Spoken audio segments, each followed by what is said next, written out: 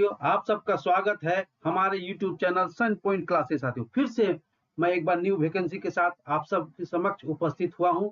यह नया वैकेंसी है साथियों, बिहार होम गार्ड का। साथियों, चलिए इससे संबंधित जितने तरह का डिटेल्स है बिहार होम गार्ड के लिए भर्ती के लिए क्या क्या आपको चाहिए, कैसे आपको अप्लाई करना है, क्या उसका क्राइटेरिया, इन सारी पॉइंट पर बिंदुओं पर मैं डिटेल्स में बात करूंगा और नोटिफिकेशन साथ दिखाते हुए मैं बात करूंगा। साथियों, चलिए बिना देर करते हुए हम नोटिफिकेशन के पर चलते हैं। साथियों, अभी तक आपने अगर मेरे YouTube चैनल को सब्सक्राइब नहीं किया है तो सब्सक्राइब करके बेल आइकन दबा दीजिए ताकि आपको नोटिफिकेशन मिलता रहे। मैं हमेशा नोटिफिकेशन संबंधित वीडियो डालता रहता हूँ। इससे पूर्व मैंने बिहार पुलिस भर्ती का नोटिफिकेशन डाला था। साथियों, चलिए साथियों देर नहीं करते हुए चलिए स्टार्ट करते हैं, डायरेक्ट नोटिफिकेशन पर चलते हैं। देखिए सर, ये बिहार हमारा नोटिफिकेशन है। देखिए बिहार सरकार का, देखिए सर यहाँ बिहार सरकार का नोटिफिकेशन है। बिहार सरकार महानिदेशक सह महासमादेष्टा का कार्यालय गृह रक्षा वाहिनी एवं अग्निशमन सेवा बिहार पटना के साथियों। और ये देखिए विज्ञापन संख्या इसका है 1/2025। देखिए आपका ये विज्ञापन संख्या है। देखिए साथियों, ये देखिए 1/2025 इसका विज्ञापन संख्या है साथियों। और ये टोटल साथियों वैकेंसी है 15,000। देखिए 15,000 सीट है टोटल। इसमें 15,000 रिक्तियां पर बहाली होनी है साथियों। चलिए देखिए जिलावार आरक्षण जो है, देखिए जिलावार आरक्षण कोटि और विज्ञप्ति पदों की संख्या निम्नवत है। जिलावार जो आरक्षण है साथियों वो इस प्रकार है। देखिए ये क्रम संख्या है, ये देखिए जिला का नाम है, यहाँ पर ये आरक्षित कोटि। देखिए ये आरक्षण कोटि है और यहाँ पर आपको इस कॉलम में मिलेगा कुल पद। कुल पद में महिलाओं के लिए कितना 36 आरक्षण है। और यहाँ पे आपको देखने वाला स्वतंत्रता सेनानी के लिए भी अलग से है। देखिए साथियों, स्वतंत्रता सेनानियों के पोता पोती जो है उसका नातन उसके जो रिलेटिव है उसके लिए भी सीट अलग से साथियों, इस तरह के अलग से सीट है साथियों। चलिए साथियों, चलिए साथियों आगे बात करते हैं। देखिए गैर आरक्षित एक देखिए पटना से है, यहाँ देखिए पटना है। अब पटना से देखिए आपका महिलाओं के लिए दिया। देखिए ये वाला जो सीट है, ऊपर में जो सीट आपको दिख रहा है, देखो ये वाला जो सीट है आपका, ये वाला जो सीट है ये 592 सीट है, जिसमें 207 महिलाओं का सीट है। ठीक है साथियों। इसके बाद देखिए यहाँ पर आर्थिक रूप से ये आपको गैर आरक्षित के लिए या अनरिजर्व के लिए, जिसमें देखिए आर्थिक रूप से जो पिछले कमजोर है उसके लिए 148 सीट है, उसमें से 52 महिलाओं के लिए सीट है, यानी नीचे वाला महिलाओं के लिए सीट है। एससी के लिए जो अनुसूचित जाति के लिए 273 है साथियों। 273 में 83 आपका महिलाओं के लिए सीट है। और अनुसूचित जनजाति के लिए साथियों 15-15 में 5 सीट है महिलाओं के लिए। और अत्यंत पिछड़ा वर्ग जो है उसका 266 सीट है, जिसमें 93 महिलाओं के लिए है। और पिछड़ा वर्ग जिसको ओबीसी बोलते हैं, ओबीसी के लिए 177 सीट में 62 महिलाओं का सीट है साथियों। और पिछड़े वर्ग की महिलाओं के लिए 44 टोटल सीट है। यहाँ देखिए कुल महिलाओं में टोटल पटना में साथियों, पटना में 1,479 सीट में से 502 सीट महिलाओं के लिए है, जिसमें से 30 सीट साथियों ये आपका स्वतंत्रता सेनानियों के लिए है साथियों। इस तरह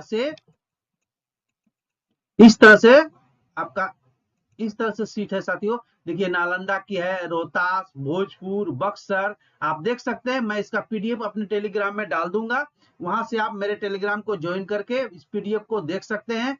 और जिला वाइज सीट है, देखिए कैमूर, गया, जहानाबाद, औरंगाबाद, नवादा, छपरा, सिवान, गोपालगंज, मुजफ्फरपुर। देखिए टोटल आपका मुजफ्फरपुर और नीचे भी है अभी देखिए, और आपका सीतामढ़ी, शिवहर, पश्चिमी चंपारण, पूर्वी चंपारण, वैशाली, दरभंगा, मधुबनी, समस्तीपुर, सहरसा, सुपौल, मधेपुरा, भागलपुर पुलिस जिला नवगछिया को छोड़ करके, यहाँ भागलपुर में पुलिस जिला नवगछिया को छोड़कर बांका, पूर्णिया, अररिया, किशनगंज, कटिहार, मुंगेर, लखीसराय साथियों टोटल आपका जितने भी जिले, शेखपुरा, खड़िया, जमुई, बेगूसराय, कुल टोटल साथियों 15,000 में से देखिए 15,000 में से आपको 5,094 सीट जो है महिलाओं के लिए, और 299 जो सीट है साथियों उसमें से वह स्वतंत्रता सेनानी के रिलेटिव पोता पोती के लिए है, वो सीट है साथियों। चलिए देखते हैं। एक चीज नोट में लिखा हुआ है कि अरवल जिला एवं पुलिस जिला नवगछिया तथा बगहा में रिक्तियां शून्य है। अरवल जिला और भागलपुर नवगछिया में साथियों वह आपका वहां पर रिक्तियां शून्य है। चलिए आगे बात करते हैं। स्वच्छ नामांकन के लिए अहर्ता, आप जो फॉर्म को अप्लाई कीजिएगा तो उसके लिए क्या अहर्ता होनी चाहिए? सबसे पहला तो देखिए अभ्यर्थी बिहार का अस्थायी निवासी होना चाहिए। अभ्यर्थी बिहार का अस्थायी निवासी होना चाहिए पहली बात। दूसरा देखिए उम्र सीमा, उसकी जो उम्र सीमा साथियों 1 जनवरी 2025 तक सभी वर्ग पुरुष एवं महिला एवं थर्ड जेंडर, यानी 1 जनवरी 2025 तक जितना भी महिला पुरुष थर्ड जेंडर सभी का न्यूनतम उम्र 19 साल होना चाहिए साथियों, और अधिकतम उम्र 40 वर्ष होना चाहिए, और जो छूट है वो छूट मिलेगा। अब साथ बात करें कि ये शैक्षणिक योग्यता की, शैक्षणिक योग्यता साथियों 1/1/2025 तक अभ्यर्थी को उच्च माध्यमिक शिक्षा इंटरमीडिएट होना आवश्यक है, यानी 1 जनवरी 2025 तक वह कैंडिडेट इंटरमीडिएट पास होना चाहिए तथा राज्य सरकार द्वारा मान्यता प्राप्त समकक्ष परीक्षा उत्तीर्ण होना चाहिए। बात करें शारीरिक योग्यता का, फिजिकल एबिलिटी चाहिए, तो अभ्यर्थी को शारीरिक रूप से कठिन मैदानी कार्य के लिए सक्षम होना चाहिए। शारीरिक योग्यता में आपको क्या क्या, देखिए सबसे पहले आपको जो शारीरिक मापदंड है वह, उसमें हाइट की बात करें साथियों तो हाइट जो है सभी वर्ग के पुरुष अभ्यर्थियों के लिए, देखिए सभी वर्ग के पुरुष अभ्यर्थियों के लिए पूर्णिया और कोसी प्रमंडल के जिलों को छोड़कर, कहने का मतलब है पूर्णिया और कोसी इस प्रमंडल को जिले को छोड़कर सभी वर्ग के पुरुष अभ्यर्थियों के लिए न्यूनतम जो हाइट होना चाहिए साथियों वह 5 फुट 4 इंच होना चाहिए, यानी कहने का मतलब है 162.56 सेंटीमीटर होना चाहिए। ये सभी वर्ग के पुरुष के लिए सिर्फ पूर्णिया और कोसी प्रमंडल के जिला को छोड़कर, बाद की जितने भी वर्ग के पुरुष है उसके लिए 5 फीट 4 इंच उसका हाइट होना चाहिए। और पूर्णिया और कोसी के लिए साथियों जो छूट, जो दोनों प्रमंडल है उनको लिए, उसके लिए कुछ छूट दिया गया है, उसको सिर्फ 2 सेंटीमीटर 2 इंची का छूट है, उसके लिए 5 फीट 2 इंच होना चाहिए, यानी 157.5 सेंटीमीटर होना चाहिए।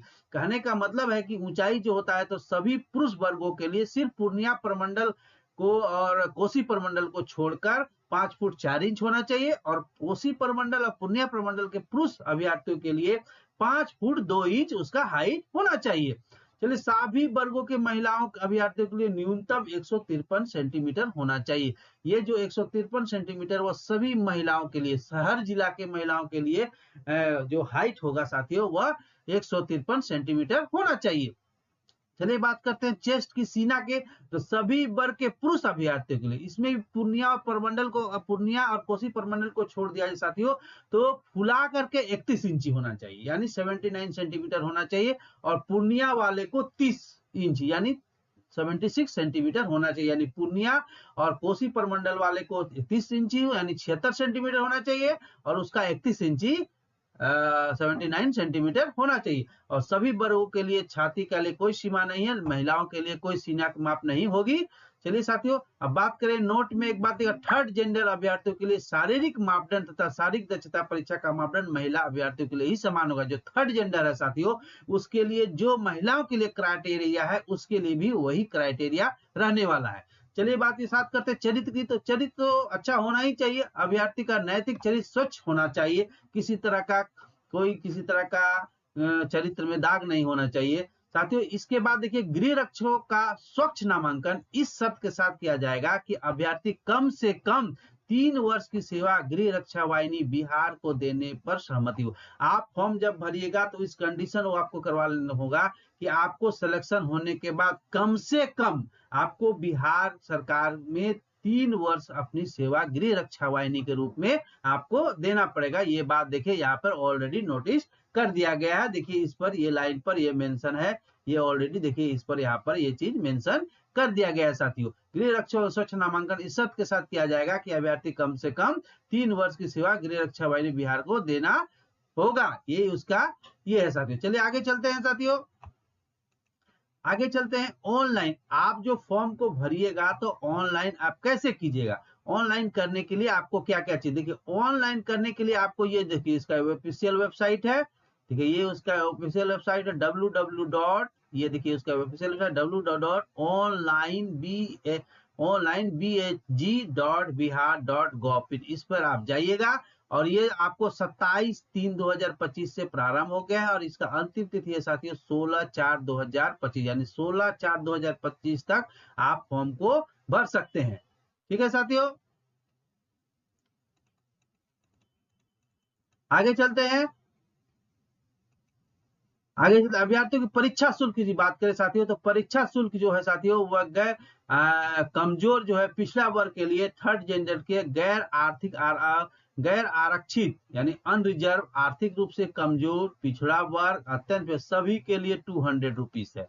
ये 200 रुपीज देना होगा। सिर्फ ST/SC जनजाति के महिला जो है, ST अनुसूचित जनजाति, अनुसूचित जनजाति और महिला के लिए साथियों आपको 100 रुपया देना होगा। ये इसका फी है। चलिए आगे चलते हैं साथियों। गृह रक्षण का चयन जो होगा साथियों, चयन संबंधित जिला पदाधिकारी की अध्यक्षता में गठित जिला गृह रक्षा चयन समिति द्वारा किया जाएगा। जो चयन होगा साथियों वो जिला पदाधिकारी की अध्यक्षता में एक टीम गठित की जाएगी। उसी टीम के आधार पर टीम का ही निर्णय लिया जाएगा, जिसमें जो मेंबर होंगे उस समिति में, वह जिला पदाधिकारी होगा, अध्यक्ष होगा, जिसमें पुलिस अधीक्षक जो होगा SP वह उसका सदस्य होगा, जिला समादेष्टा गृह रक्षा वाहिनी का सदस्य सचिव होगा और जिला कल्याण पदाधिकारी होगा सदस्य। ये इतने मेंबर उस टीम में होंगे साथियों। चलिए साथियों आगे बात करते हैं नामांकन की प्रक्रिया कैसे होगी, कैसे आप यह कीजिएगा। अभ्यर्थी सबसे पहले अभ्यर्थी जिस जिला के अस्थायी निवासी है एकमात्र उसी जिला के लिए आवेदन भर सकते हैं। आप अगर इस जिले से हैं और किसी और जिले से आप आवेदन भरते हैं तो आपका आवेदन रद्द कर दिया जाएगा। इसलिए आप जिस जिले से हैं उसी जिले से आपको आवेदन भरने के लिए मिलेगा, अन्यथा आपको दूसरे जिले से आप नहीं भर सकते। यहाँ देखिए साहब, यदि कोई अभ्यर्थी एक से अधिक जिला से आवेदन पत्र भरते हैं तो ऐसी स्थिति में उसकी सभी आवेदन रद्द कर दिए जाएंगे। इसलिए साथियों एक ही जिला से कंफर्म होके आप जिस जिले से बिलोंग करते हैं उसी जिले से आपको भरना है साथियों। देखिए साथियों एक बात है कि निवास प्रमाण पत्र, जन्म तिथि, संबंधित मैट्रिक पास, ये सब आपको डॉक्यूमेंट उसमें देना होगा। अब बात करें साथियों शारीरिक योग्यता और दक्षता, जो एग्जाम होगा, जो फिजिकल आपका एग्जाम होगा और रिटर्न जो एग्जाम होगा वो क्या रहेगा। देखिए शारीरिक योग्यता दक्षता परीक्षा जिला स्तर पर आयोजित की जाएगी, जिसके कुल 15 अंक होंगे। जो फिजिकल आपका एक टेस्ट होगा वह जिला स्तर पर होगा। हर जिला में अलग अलग होगा साथियों, और उसमें के लिए सिर्फ 15 मार्क्स आपको दिया जाएगा। यहाँ ऑलरेडी मेंशन किया हुआ है, जो कुल 15 अंकों की होगी। दूसरी बात करें साथियों शारीरिक योग्यता दक्षता परीक्षा क्रमबद्ध होगी जो निम्नवत है। अभ्यर्थियों की सबसे पहले बायोमेट्रिक रजिस्ट्रेशन होगा। जब आप कराने जाइएगा वहां पे तो सबसे पहले आपका बायोमेट्रिक रजिस्ट्रेशन होगा एवं सत्यापन के उपरांत ही सर्वप्रथम दौड़ होगा। आप सबसे पहले बायोमेट्रिक दीजिए, बायोमेट्रिक के बाद आपका वेरिफिकेशन होगा, वेरिफिकेशन होने के बाद आपका दौड़ होगा साथियों। दौड़ होने के बाद दौड़ जो सफल हो जाएगा, दौड़ में जो सफल होगा साथियों उसको ऊंची कूद, सीने की माप की जाएगी, शून्य कूद, लंबी कूद, गोला फेंक आदि कराया जाएगा अगर आप दौड़ में सक्षम हो जाते हैं तो। अदरवाइज अगर आप दौड़ में अनक्वालिफाई हो जाते हैं तो आपको शारीरिक दक्षता जैसे ऊंची कूद हुआ, लंबी कूद हुआ, गोला फेंक, इस सब में आपको भाग लेने नहीं दिया। सबसे पहले आपको बायोमेट्रिक देना होगा वहां पे, इसके बाद दौड़ होगा, दौड़ में आप सफल हो गए तो ऊंची कूद होगा जिसको हाई जंप बोलते हैं, लॉन्ग जंप होगा, गोला फेंक होगा साथियों, ये सब होगा साथियों। अब एक बात बताए, ऊंची कूद जो होगा साथियों और लंबी कूद, गोला फेंक, सभी प्रतिस्पर्धा स्पर्धाओं में अलग अलग अधिकतम 5 अंक होंगे। आपको दौड़ के लिए आपको कुल 15 अंक है, ठीक है। 5 अंक आपको ऊंची कूद, लंबी कूद, गोला फेंक, सभी प्रतिस्पर्धा में अलग अलग 5-5 नंबर, यानी ऊंची कूद में 5 नंबर, लंबी कूद में 5 नंबर, गोला में 5 नंबर, यानी 15 नंबर। कहने का मतलब है 15 नंबर दौड़ और 15 नंबर इसमें होगा, ठीक है साथियों। आगे चलते हैं। यदि कोई अभ्यर्थी शारीरिक दक्षता में फेल हो जाता है तो उसको इसमें भाग लेनी है। अब जो साथियों आपके लिए जो दौड़ होगा और दौड़ कितना होगा ये भी तो जानना जरूरी है कि दौड़ कितना होगा। तो साथियों पुरुष जो अभ्यर्थी है, पुरुष अभ्यर्थियों के लिए 1 मील यानी 1600 मीटर की दौड़ 6 मिनट के अंदर पूरा करना होगा। आप 6 मिनट में अगर पूरा करते हैं तो आप क्वालिफाई होइएगा, अदरवाइज आप क्वालिफाई नहीं होइएगा। तो कहने का मतलब है 1 मील यानी 1600 मीटर की दौड़ के लिए समय सीमा 6 मिनट है साथियों। देख लीजिए मैं अपने से नहीं बता रहा हूँ, ये नोटिफिकेशन में थोड़ा डिटेल्स में लिखा हुआ है। आप नोटिफिकेशन हमारे टेलीग्राम ज्वाइन करके आप देख सकते हैं साथियों, ठीक है।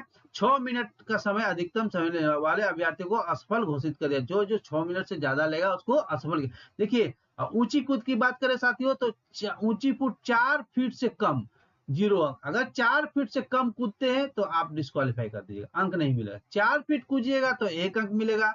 4 फीट 3 इंच अगर कूदते हैं तो 2 अंक मिल जाएगा साथियों। यहाँ देखिए 4 फीट 6 इंच कूदते हैं तो 3 अंक मिलेगा, यानी 6 फीट 9 इंच कूदते हैं साथियों तो 4 अंक मिलेगा, और 5 फीट अगर कूद जाते हैं तो 5 अंक आपको एक्स्ट्रा मिलेगा, ठीक है साथियों। आगे चलते हैं। लंबी कूद की बात करें, ये पुरुष की मैं बात कर रहा हूं, महिला की बात मैं इसके बाद करूंगा।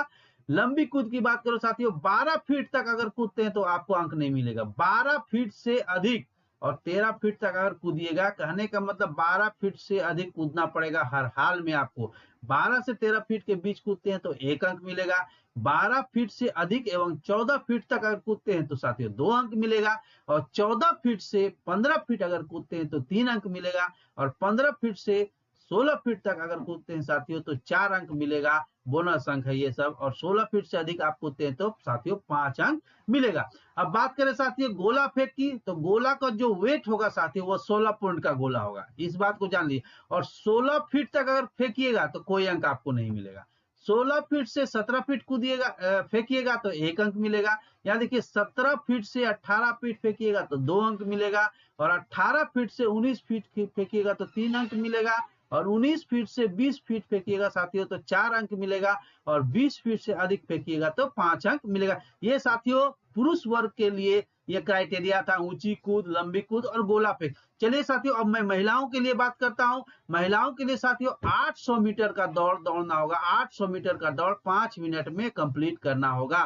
देखिए यहाँ पर देख दिया, देखिए मैं आपको दिखाता हूं। ये देखिए 800 मीटर का दौड़ है। ये देखिए 800 मीटर का दौड़ आपको 5 मिनट में कंप्लीट करना होगा महिलाओं के लिए। अगर वह और साथियों 5 मिनट के अंदर पूरी करना होगा। बात करें साथियों अगर 5 मिनट से अधिक समय लेते हैं तो वह उस महिला को डिस्क्वालीफाई कर दिया जाएगा। बात करें साथियों ऊंची कूद का, तो महिलाओं के लिए 3 फीट से अगर कम कूदते हैं तो आपको कोई अंक नहीं दिया जाएगा। अगर आप 3 फीट कूदते हैं तो 1 अंक दिया जाएगा। अगर आप 3 फीट 3 इंच कूदते हैं तो आपको 2 अंक दिया जाएगा। और आपको 3 फीट 6 इंच कूदते हैं तो 3 अंक मिलेगा। और 3 फीट 9 इंच कूदते हैं साथियों तो 4 अंक मिलेगा। और 4 फीट 5 कूदते हैं तो आपको 5 अंक दिया जाएगा साथियों।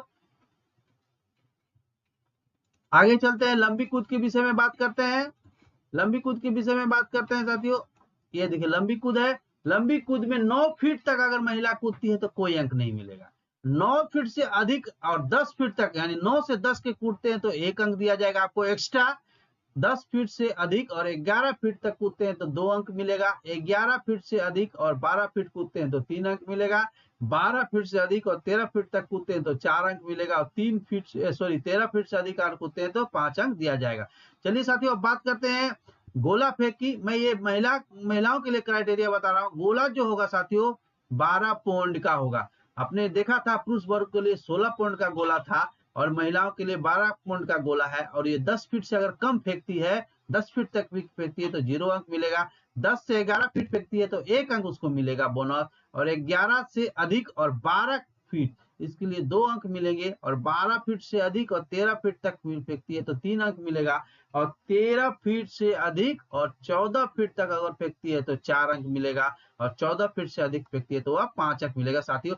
ये फिजिकल का क्राइटेरिया था साथियों महिला और पुरुष दोनों वर्गों के लिए। चलिए साथियों आगे की बात करते हैं। चिकित्सीय प्रशिक्षण तो होगा, उसके बाद आपका मेडिकल का ये बनेगा, मेधा सूची बनेगा। देखिए साथियों मेधा सूची के विषय में मैं थोड़ा सा बता दूं आप सभी को। मेधा सूची जो साथियों जो कभी कभी ऐसा होता है कि मेधा सूची बनता है तो सेम हो जाता है, तो उस परिस्थिति में किसको प्राथमिकता मिलेगी। देखिए शारीरिक योग्यता दक्षता परीक्षा में 2 या 2 से अधिक अभ्यर्थियों के समान अंक प्राप्त करने की दशा में अगर शारीरिक योग्यता जो एग्जाम होगा या दक्षता परीक्षा होगा उसमें मान लीजिए 2 कैंडिडेट का सेम मार्क्स प्राप्त हो गया तो अधिक उम्र वाले अभ्यर्थियों को स्थान मेधा सूची में उच्चतर रखा जाएगा। यानी उसका जिस कैंडिडेट का एज ज्यादा होगा, डेट ऑफ बर्थ पहले जिसका होगा उसको वरीयता सूची में उससे आगे उसको रखा जाएगा सेम कंडीशन में।